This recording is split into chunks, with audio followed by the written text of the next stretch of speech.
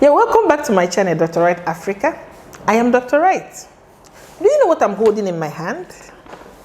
It's the result of the pap smear I collected yesterday from UPTH, University of Port Harcourt Teaching Hospital.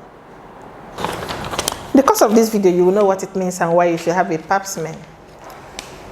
Every woman is at risk of having cervical cancer, but not all women will come down with cervical cancer, okay? Cervical cancer is a cancer that affects the part of the body of a woman that terminates at the vagina, located at this lower abdomen.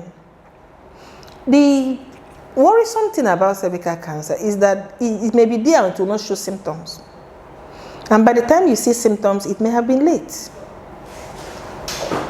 What do you do? I'm going to start from back to up. So more like you are going to screen, do your screening. What I'm holding is called Papa Nicolau smear. Okay, leave big English. It's called a pap smear.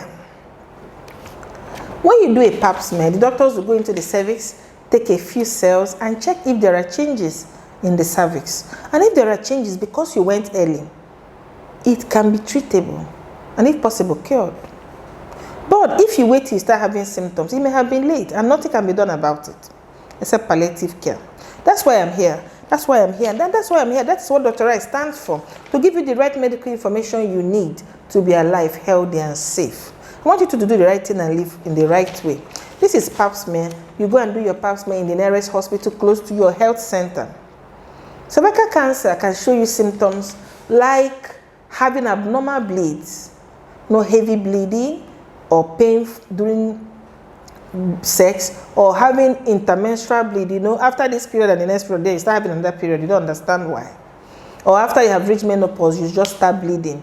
Or in fact, any abnormal bleeding, you should query it, okay? You should go and check what it is. Or you have pain during sex. Please go and check what it is. I didn't say cervical cancer, but I'm saying that it may be. But the earlier you go, the better. Don't wait until you start having symptoms. Every woman is supposed to do a routine check of their cervix, depending on your age, every year or every 3 years, so they can find out early if there are changes in the cells. What causes cervical cancer? Cancer is caused by a virus known as human papilloma virus. It's a sexually transmitted disease. It's a very common virus, okay? So not all the subset, not all the variants causes cervical cancer. But how do you know? Except you go and check. The men transmit cervical cancer to women, but the women is the only people that have cervix. The men rather transmit human papilloma virus through sex to women, or women to men, or either way. But it's a sexually transmitted infection. And that's what predisposes the cells of the cervix to start proliferating abnormally and cause cancer. What do you do? There are vaccines you can take to prevent anyone from coming down from cervical cancer, okay? Forget about the names. They won't help you. You go to the nearest health center, and say, I want to take vaccines for cervical cancer. It's best taken before your first exposure to sex.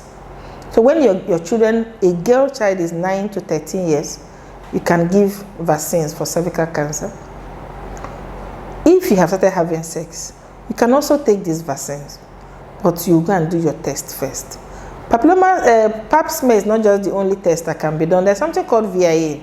You can just stay in the area and look at it. But those medical jargons are not for you. Your own is to present yourself and say, I want to do my screening for cervical cancer.